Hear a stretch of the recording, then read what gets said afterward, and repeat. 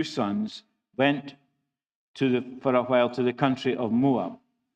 The man's name was Elimelech. His wife's name was Naomi, and the names of his two sons were Mahlon and Chilion. They were Ephrathites from Bethlehem in Judah, and they went to Moab and lived there. Now Elimelech, Naomi's husband, died, and she was left with her two sons. They married Moabite women, one named Orpah and the other Ruth.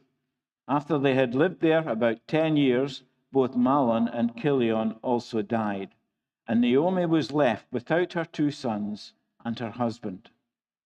When Naomi heard in Moab that the Lord had come to the aid of his people by providing food for them, she and her daughters-in-law prepared to return home from there. With her two daughters-in-law, she left the place where she had been living and set out on the road that would take them back to the land of Judah. Then Naomi said to her two daughters-in-law, "Go back, each of you, to your mother's home. May the Lord show you kindness, as you have shown kindness to your dead husbands and to me. May the Lord grant that each of you will find rest in the home of another husband." Then she kissed them goodbye, and they wept aloud and said to her, "We will go back with you to your people." But Naomi said, "Return home, my daughters. Why would you come with me? Am I going to have any more sons who could become your husbands? Return home, my daughters. I am too old to have another husband. Even if I thought there was still hope for me, even if I had a husband tonight and then gave birth to sons, would you wait until they grew up? Would you remain unmarried for them? No, my daughters, it is better for me than for you, because the Lord's hand has turned against me." At this they wept aloud again. Then Orpah kissed her mother-in-law goodbye, but Ruth clung to her. "Look," said Naomi, "your sister-in-law is going back to her people and her gods. Go back with her." But Ruth replied, "Don't urge me to leave you or to turn back from you. Where you go, I will go, and where you stay, I will stay. Your people will be my people, and your God, my God. Where you die, I will die, and there I will be buried. May the Lord deal with me, be it ever so severely, if even death separates you and me." When Naomi realized that Ruth was determined to go with her, she stopped urging her. So the two women went on until they came to Bethlehem. When they arrived in Bethlehem, the whole town was stirred up because of them. And the women exclaimed, "Can this be Naomi?" "Don't call me Naomi," she told them. "Call me Mara, because the Almighty has made my life very bitter. I went away full, but the Lord has brought me back empty. Why call me Naomi? The Lord has afflicted me. The Almighty has brought misfortune upon me." So Naomi returned from Moab, accompanied by Ruth the Moabite, her daughter-in-law, arriving in Bethlehem as the barley harvest was beginning. Well, good morning, everyone. For those who are visiting today, first of all, a warm welcome. And secondly, my name is Bill Haining, and I am one of the members here. When I was contemplating what I thought God wanted me to say over the next 2 or 3 months of summer, I was keen to find another short book where we could look at each chapter and hear what God brought to us all, like I did in 1 Timothy. Paul's first letter to Timothy provided us with much to think over, and I came to the realization that I didn't think God wanted me to charge straight on into Paul's second letter to Timothy. Instead, I feel that God has pointed me in the direction of the life of another young person starting out in life, this time a young woman by the name of Ruth. Now, I know that we have several Ruths in the congregation today, so it's good to hear about your names, your predecessor. But this young story has a lot to say about kindness, loyalty, and the faithfulness of God. Ruth found herself in the middle of a family tragedy, but God had a plan. We've read through chapter 1, And I encourage you to use your Bibles just to remind yourselves of parts of the story as I touch on them. This book is generally believed to have been written by Samuel, who was the next book along from Ruth. So, the slide, if you could change it to the next one, please. The story begins with a man called Elimelech. He was an Israelite from the town of Bethlehem, and as happened from time to time in Israel, God had allowed famine in the land of Judah. It was probably made worse by a recent war with the Midianites. Elimelech decided to go and seek his family's prosperity in Moab. Now you can see from the map, the Moab is the pink splodge, just slightly towards the bottom. Well, it would be the bottom right as you're looking at it. They would have to go either down the corner of the Dead Sea or to cross the Dead Sea, one or the other. But it was a move that was not just inclined to be temporary. Elimelech had decided to move himself and his family to Moab. Next slide, please. Now, Moab was descended from the descendants of Lot. And if you remember, Lot had brought down God's judgment by becoming drunk and bedding his two daughters after their escape from God's judgment of Sodom and Gomorrah. The result of this incestuous relationship was the birth of two sons, Moab, who fathered the Moabites, and Ben-Ami, who fathered the nation of the Amorites. Both of these nations were enemies of Israel, and God instructed that Israelite men must not seek wives from either of these nations. Now we come to the central character in chapter 1, Elimelech's wife, Naomi. Naomi accompanied her husband Elimelech across the Dead Sea to the land of Moab, where at that time there was plenty of food for them as a family. For a time all was well. Next slide. Until Elimelech died. And Naomi's two sons, Mahlon and Chilion, married two Moabite women called Ruth and Orpah. Both Ruth and Orpah worshipped the Moabite idols, and their Israelite husbands were inevitably drawn into disobeying God's command about Israelite men marrying into foreign nations. Bible commentators have expressed their opinion that both these Israelite men lived shortened lives due to their disobedience of God's command. Now, I want you to take particular note that God's judgment was not because of their marriages. It was because of their departure from what God's instructions were. Naomi is now left without husband or sons in a foreign land. But God's plan was one of rescue. When given the chance to seek their own welfare by going back to their families, Orpah, after some protest, went back to her parents and her idols. Next slide. But Ruth, who had come to love her mother-in-law, spoke that often quoted verse in verse 16. Ruth replied, "Don't make me leave you, for I want to go wherever you go, and to live wherever you live. Your people shall be my people, and your God shall be my God." You begin to see some parallels appearing here. A decision to move away from God's ways and God's place for your life, leading to personal sinful decisions, and from these to God's judgment. How easy it is to fall into the trap of following Satan's guidance through our ungodly hearts and bringing God's judgment down on our lives. But isn't it great that the story doesn't end with God's judgment?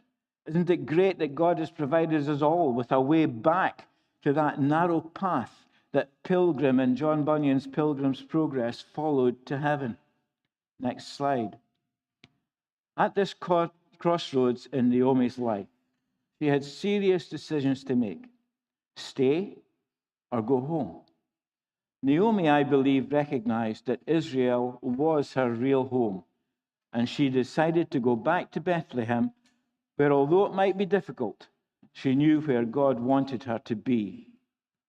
Our Christian lives can be like that sometimes, can't they? We can become distracted by something we think is better. And before we know it, we have stepped away from that narrow path and find ourselves in a barren place where God seems distant and even uncaring. But nothing could be further from the truth. God's love for us is total. In the story of Ruth, we see a young woman who is willing to accept and follow her mother-in-law's guidance, just as we see every new convert to following Jesus discover that God has a plan. Jeremiah 29, verse 11 says, "For I know the plans I have for you." If you change that slide now, that'd be good. Declares the Lord. Plans to prosper you and not to harm you. Plans to give you hope and a future. The last few verses of the chapter tell us of the situation in Bethlehem when Naomi and Ruth arrived back from Moab. It would seem that their arrival became what they called in Lanarkshire when I was a boy, the talk of the steamy. But Naomi had become bitter. After all she had lost, her husband, her 2 sons, all gone. She saw herself as being abandoned by God. "Don't call me Naomi," she exclaims, because Naomi means pleasant or even lovely. "Call me Mara," because the name Mara means bitter. So what can we read and learn from this rather sad first chapter of Ruth's story? Ruth's story is fairly ordinary. Perhaps that's what makes it so compelling. She doesn't come from a famous family. She doesn't have great riches or great position. Ruth is just a widow, one from an enemy nation at that. Nothing is going in her favor at this point, but she's brave, and her faith never wavers. Yet the life of a foreign widow who has nothing becomes so important that it's included in the Bible and her name recognized in the lineage of Jesus himself. There are some lessons, I believe, in Ruth chapter 1. Lesson 1, next slide. There is hope, even in the most devastating times in our lives. It's crushing to lose a spouse. It's heart-wrenching to lose a child. And Ruth, she lost her husband. She left behind her family to go with Naomi back to Bethlehem. When these 2 women arrive back in Naomi's hometown, they are destitute, devastated, broken.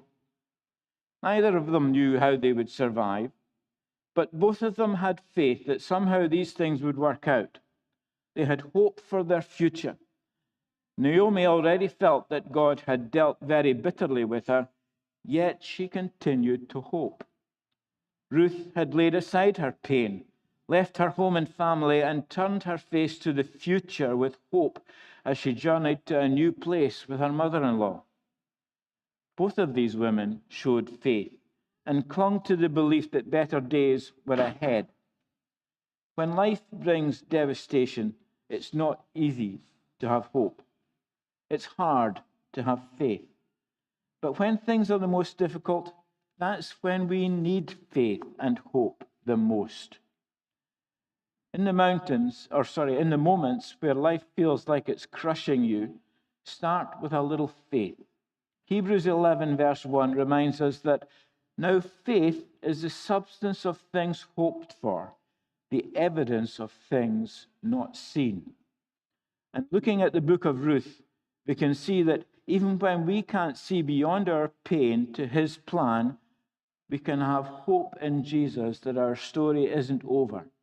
Better days will come. Second lesson, next slide. The past is not our final destination when we put our trust in Jesus. At the very beginning of the book of Ruth, she's living in Moab. Moab was a place that most Israelites didn't like. It was an enemy nation, and Israelites tended to look down on the Moabites. On top of that, she was a widow. She was childless, and she lived with her mother-in-law. That journey to Israel must have been frightening. She made a choice to stay with Naomi and help her, all the while knowing that she was going to a country that wouldn't like her very much. Her country of origin already made her an outcast, and being a childless widow gave her plenty of reason to shrink back into a shell and simply live her life in obscurity. But that's not what she did. She declared that she was going with Naomi to Bethlehem. She left her country and her family behind and refused to let her past hold her back.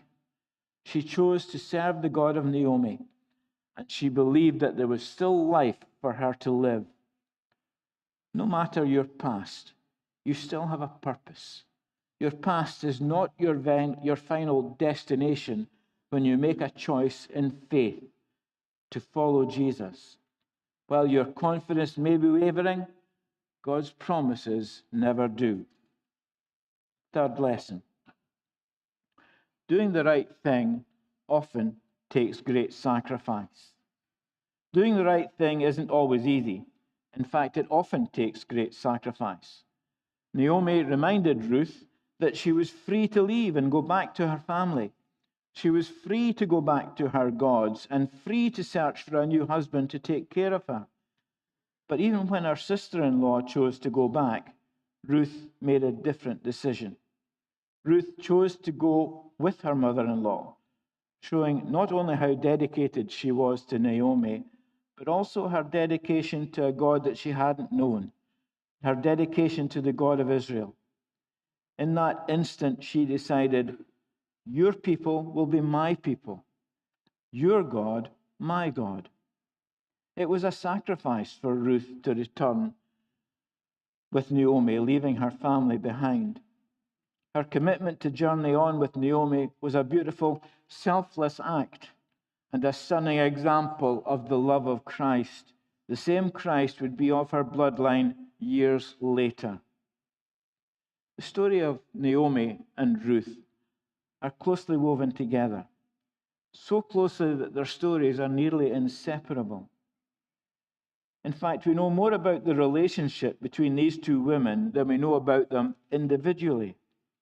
Their relationship offers a beautiful model of a good relationship, a stunning look at a blending of lives. The two women shared great sorrow, but they also shared great affection for one another. We also see the freedom in their relationship. Naomi loved Ruth, but she was willing to let her go back to her family. It was Ruth's love for Naomi that made her willing to leave her country to return to an Israel that she didn't know. Even though Naomi knew that a new marriage for Ruth would change their relationship, she still played an important part in arranging the marriage of Boaz and Ruth, and we'll come to those in the next few chapters. It was their faith that was at the center of their relationship and communication. Next lesson.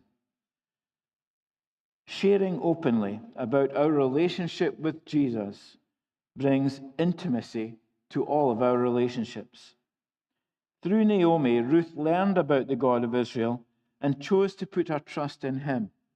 Naomi's ability to be open and honest with Ruth about her relationship with God is inspiring. We often feel like we need to keep our questions and thoughts about God to ourselves, especially within a relationship. We don't usually share our unedited feelings and thoughts about God with friends or family members. Sometimes we're afraid that sharing our questions and doubts and disappointments will turn other people away from God, when actually sharing about our relationship with God openly can bring more intimacy to our relationships and help draw other people to faith. Naomi was open with Ruth about the joy, the fear, the pain, and the anguish that came with her faith in God. She admitted that she felt that God had dealt with her bitterly, and yet it was that sharing and intimacy that was the foundation of the deep relationship these two women shared. Let me close with the words of a Chris Tomlin song. At the cross, I surrender my life. I'm in awe of you. Where your love ran red and my sin washed white, I owe it all to you. Jesus. Amen.